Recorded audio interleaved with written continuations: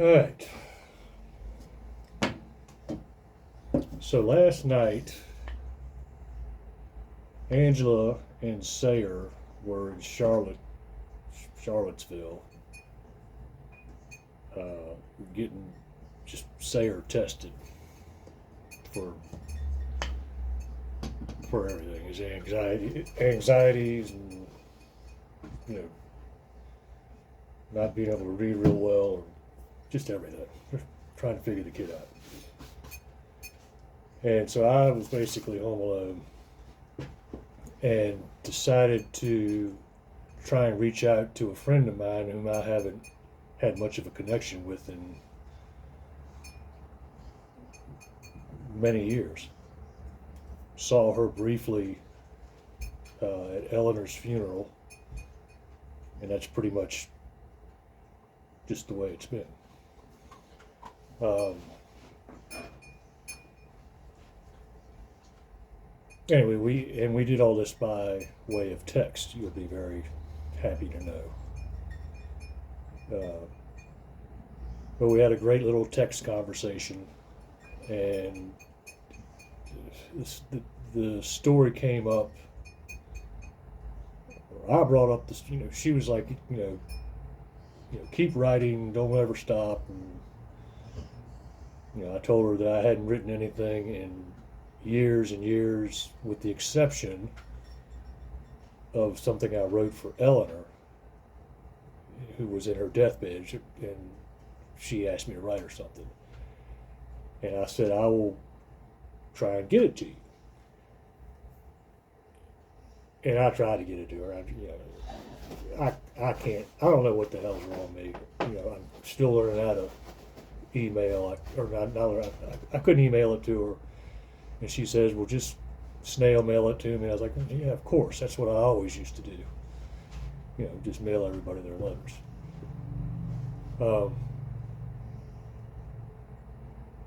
But then I found out, after talking to Angela, when I wrote this story, I had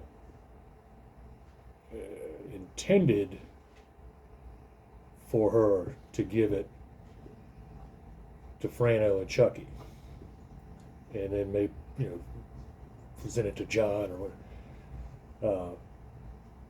But I mean, it was just obviously an emotional time. Kind of hurried with plane tickets and this, that, and the other. So they never got the story. What are you eating? That damn dog has chewed every cord off every single tool I have in this shop.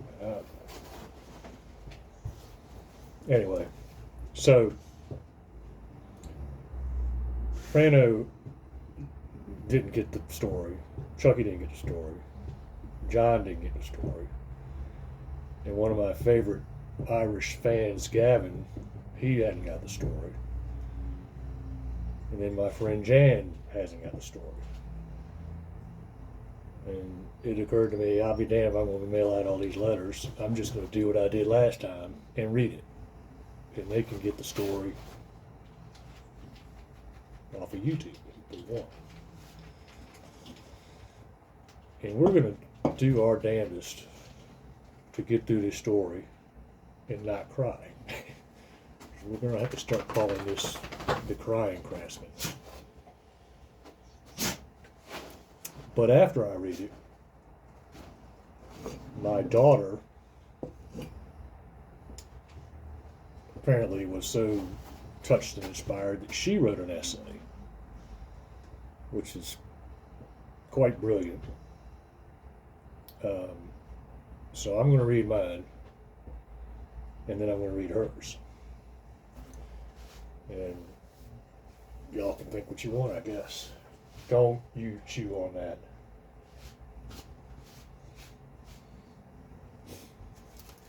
All right. This is called Life's a Bitch and Then You Die. A few days ago, after a seemingly failed attempt to stop cancerous tumors from blocking her colon, my mother-in-law called upon me for advice or opinion. She refers to me as the Oracle, as if I have some mystical insight or philosophy. I accept the title and the challenge as a compliment, for it's not often that an educated, well-traveled woman of 70 plus seeks the advice of a 50-year-old high school graduate male. My voice is already cracking. So in a state of post-operative delirium, Eleanor, or Noelle as my eldest son coined her, unable to pronounce her given name at a young age, asked me to explain to her the unfairness of life versus life being unfair. I will admit I was a little puzzled. I didn't quite understand the assignment because I didn't see a difference in the two ideas. After dwelling on the subject for a few days, I was drawing a complete blank. It did, however, occur to me that given her present state of health, that life must indeed seem very unfair. So as the oracle, it is my job to come up with some theory or philosophy as to why this unfairness has stricken Eleanor. It's worth noting that I haven't written anything in over 4 years. A compulsory desire that I used to do on a regular basis to vent my frustrations or explain my feelings or thoughts seemingly up and disappeared overnight. I don't know why, but the desire to write just left my being. Now I'm called upon, perhaps as a dying wish, to explain the meaning of life and why it's unfair. I have no idea if I'm up to the task, nor do I know if anything I have ever said or written has ever made sense or affected anyone in a positive manner other than myself. But after a 4-year drought, I take this essay very seriously.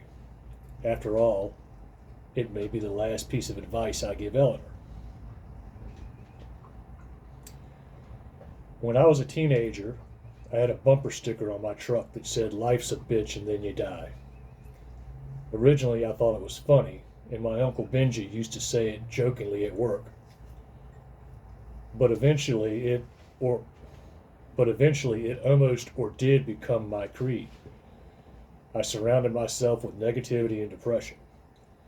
It's funny how subliminal messages can breed similar thoughts and actions. To me, life was truly unfair, and I started to lose an appreciation for it. Lost loves, broken trucks, and abusive friendships just piled on one after the other, day after day, year after year. It just wasn't fair. It almost became more than I could bear. Looking back now, if it hadn't been for writing and drawing, I feel certain I would have succumbed to the pressure. Excuse me. I think this is going to be a 2-beer read. Y'all stop. Sometime in my late teens, early 20s, after adopting 2 mongrel dogs, Buzzard and Dilly, and 1 mongrel friend, Tim, I started to get some perspective. I started to take ownership of my life and my decisions. I discovered that life was not some shadowy entity that randomly floated through the air, tapping people on the head, decreeing, "Your life shall be fair and good," or "Your life will be hard and unfair." I came to understand that life is a gift and life is a verb. Life is not unfair, it just is, and it's what you make of it. I know some of you will argue, "Oh no, you're not going to pull that philosophical bullshit on me. My life is truly unfair. I lost my house in a flood. I lost my legs in a war. I witnessed the suicide of my best friend. My spouse left me. I got cancer. It's just not fair." I can hear it now because I've heard it before. But you know what? That's life. Own it, live it, change it. You know whose lives are really unfair. The ones who no longer have one. The ones that owned it and had it snatched away. The ones living their best life and no longer can. Like the women who are being beheaded for wearing makeup or learning to read. the 19-year-old who drowned in his dorm basement, or the 2-year-old who was crushed in a condo collapse. They can't own it, they can't change it. Their life is gone. But that's my point. It's so unfair. Why would God allow such horrible things to happen to such innocent people with their whole lives ahead of them? You know, I don't know. I can barely explain life, much less the will of God. Even the oracle has its limits. But consider this. Perhaps God unfairly takes these lives as a message, a wake-up call. Life is precious, a gift. Own it. Own your decisions. Own your life, because it can be gone in an instant.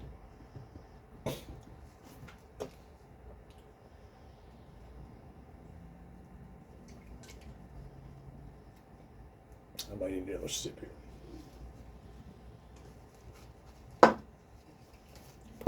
Excuse me.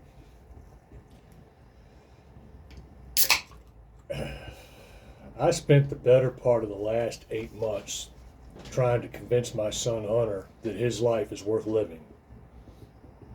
Up and down the road, hours on end, trying to talk him back off the ledge. Hours and hours on the phone with the crying and the yelling. It seems so unfair to him and to me.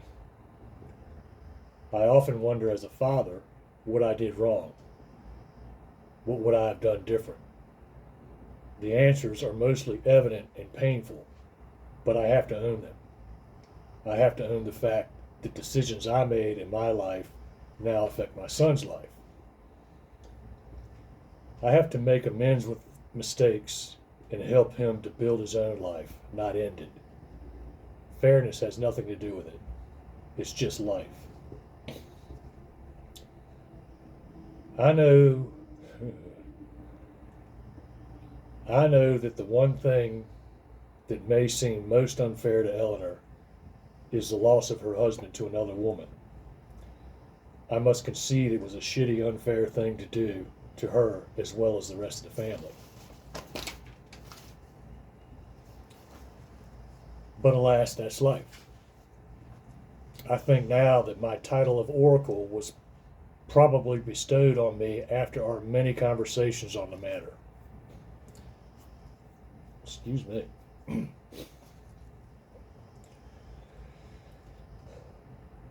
There were countless strategies and ideas on dealing with grief and anger after the divorce. The aftermath took its toll on everyone, but especially Eleanor for obvious reasons. I wonder sometimes in her effort to move on and live her life if she took ownership of more than her fair share of the marital demise. I wonder now if she owned any of it but still carried the burden. That would truly be unfair. After all, he left, not her. He had the affair, not her. He wanted divorce, not her. In living your best life and moving on, it's important to take ownership, but it may be just as important to disown that which is not yours or no longer there.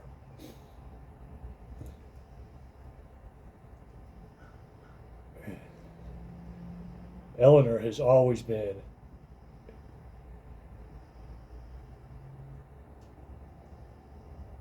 a caring, providing mother. Jesus Christ. Eleanor has always been a caring, providing mother and a faithful, loving wife. That's all she needs to own.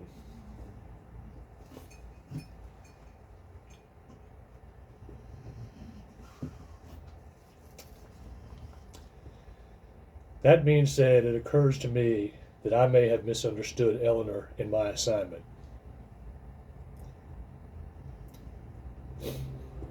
I assumed when she spoke of the unfairness of life that she was talking about her life. Could I have been wrong? Was she talking about headless women in lipstick?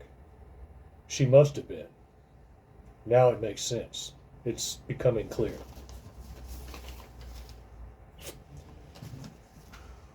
Maybe in her final days, a bit of reverse psychology on the oracle.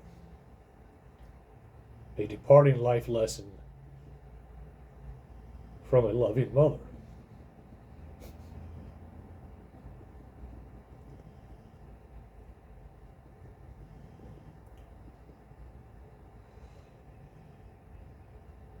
Maybe her quandary of delirium to me was a message.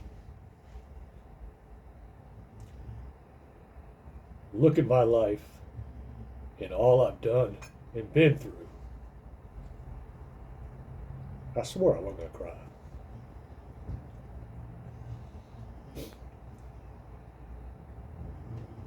All right, come on. Look at my life and all I've done and been through.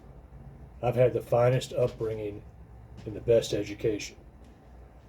I've traveled the world and seen and experienced things others will never have the chance to. I've raised 3 children and seen them marry or engaged, and watched them bring 5 grandchildren into my life. I've experienced love and romance and pain and loss, and I have endured. I've had life throw me a cancerous curveball, and for 6 years, I knocked it out of the park. I've taken any unfairness placed upon me and morphed it to my will to better my existence.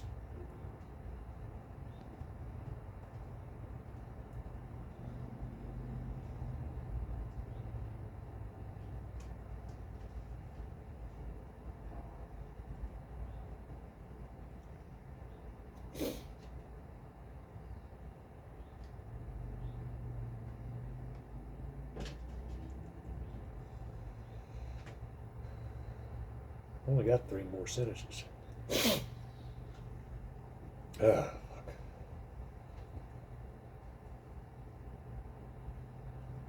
I've lived a good, long, happy, loving life.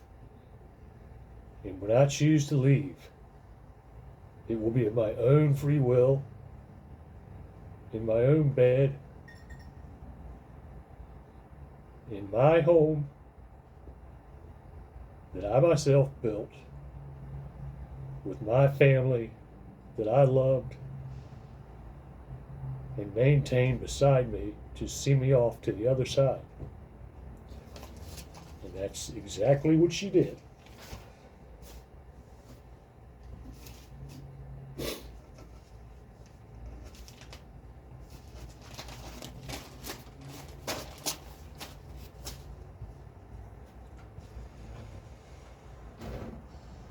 That's what she wanted.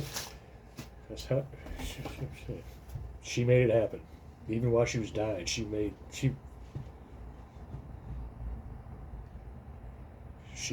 morphed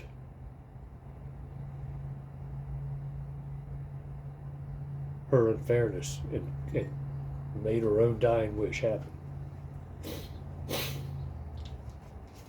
I thought I was going to get through that without crying. What a dumbass. Let's see if we can get through this one without crying. So this is the one my daughter wrote.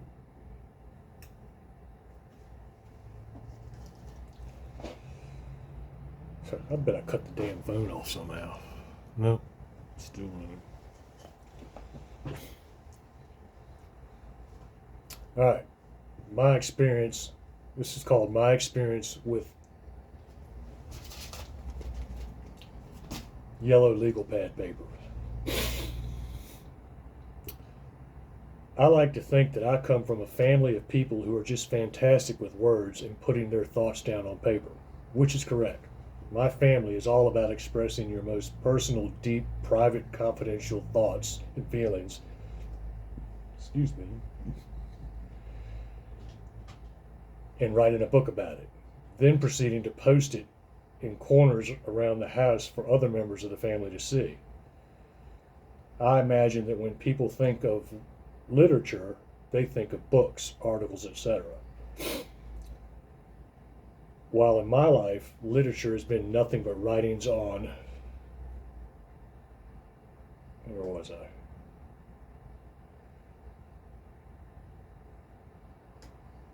But in my life, literature has been nothing but writings on yellow legal pad paper. There have been countless times in my childhood where I've received or stumbled upon a love letter, a confusing piece of poetry, list of passive aggressive suggestions, or pages and pages on depression and anxiety. But they are always and always will be written on yellow legal pad paper. I have received many of these letters primarily from my grandmother and my father. Oftentimes when I receive one from my grandmother, it's a gamble on whether or not she is congratulating me for my determination and will, or if she's lecturing me on how to set the table correctly. So when I come home to see a thick envelope with a letter addressed to me, I get worried. Usually I will put the letter down and prepare myself for the off chance that I am either about to be lectured or congratulated. 9 times out of 10, I have done something fabulous, and she felt the need to explain to me in great detail in illegible handwriting just how great I am. That statement sounds like I don't enjoy these caring words, and I would rather not have the task of reading these letters, which is far from the truth. I take these yellow legal pad letters with great care and keep them in a box in my room. It's something I cherish and often go back to read. These letters were the beginning of my reading journey, my very first exposure to the beauty that is literature. I hold on to the memory of receiving these letters from my grandma, opening the envelope with 4 stamps, holding the thick, tri-folded paper in my hands, struggling to read the handwriting, and flipping the pages over from the staple on the top left. I admire her dedication to make sure that each of her grandchildren understand how valuable they are to her. She, without hesitation, takes every chance she gets to write.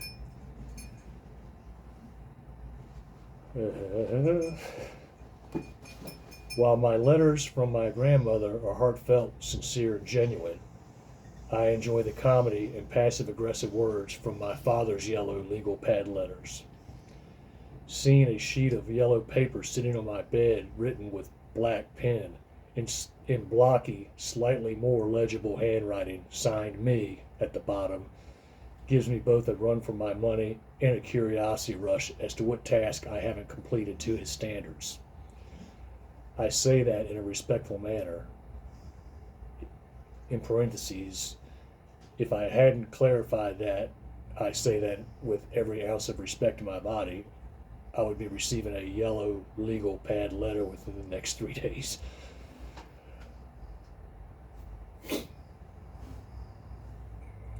When I began writing this essay, I didn't truly understand the importance of literature.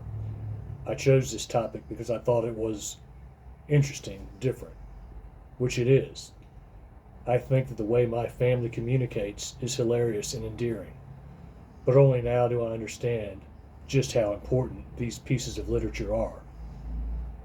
Taking it to present day, my grandmother, Eleanor, is at the end of her rope. She has had the most beautiful life and is now ready to rest. My family calls my father the Oracle. He is sought after for his advice and encouragement. He is so in tune with his emotions that I think that's why people go to him for advice.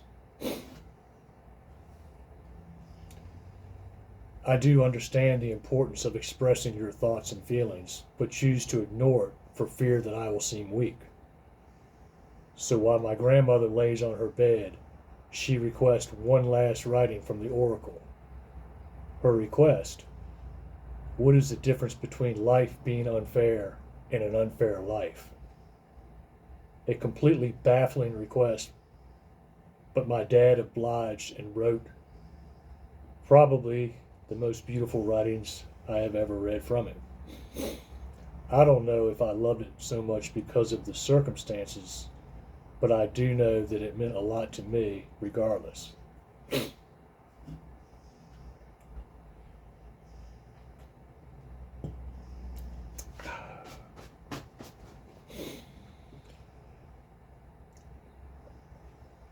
I was given the task of reading this letter to my granny in front of my family because I could not get through it for nothing.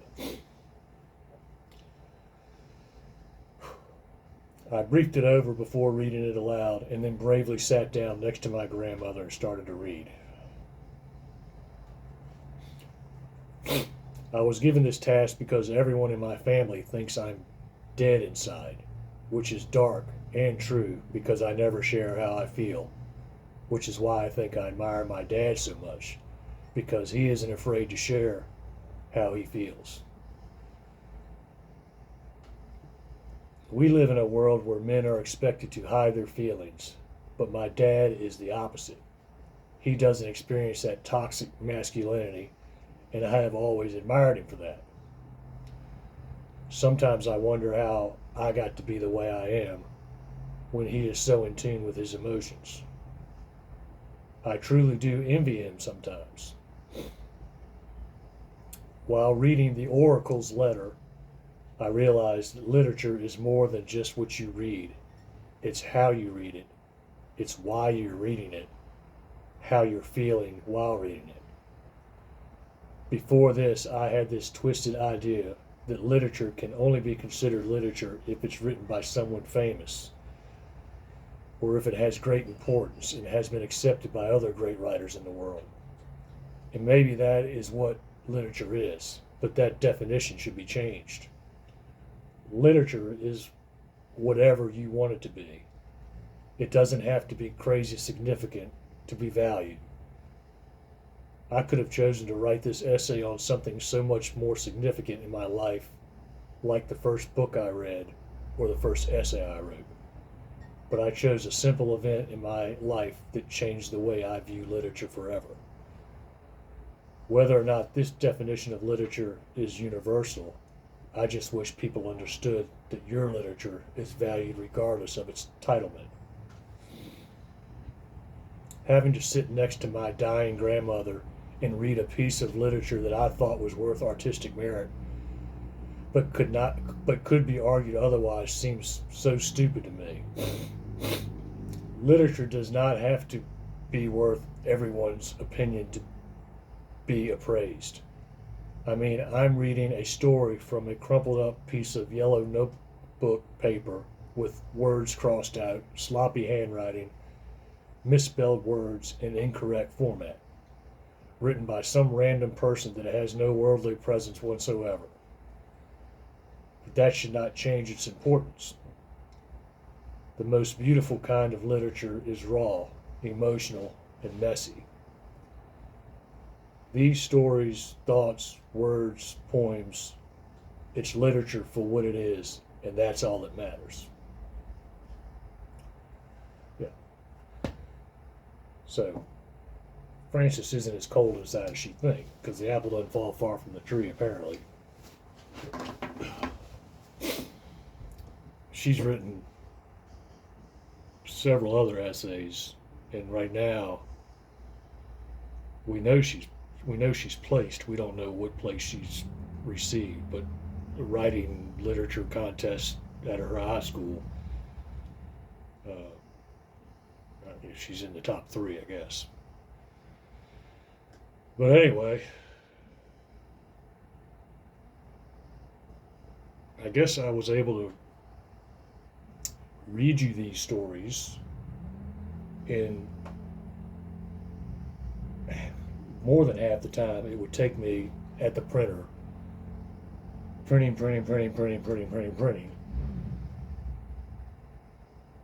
then mailing, licking stamps, waiting for shit to get to Ireland 2 months later. But my friend Steve says I should just wake up every day and read one of my stories. Maybe that's what I'll do. Someone running a chainsaw in my yard. All right, so to Jan and Frano, Chucky, and John, and my biggest Irish fan, Gavin, there you go. Hope you liked them. At some point, I got to read chitlins and caviar because people are asking me what the hell that means. They don't understand the whole analogy of peanut butter and jelly and chitlins and caviar. So maybe next week. Yeah, maybe we'll just make a few things and we'll read a story. Make a few things and read a story. All right. See y'all next time.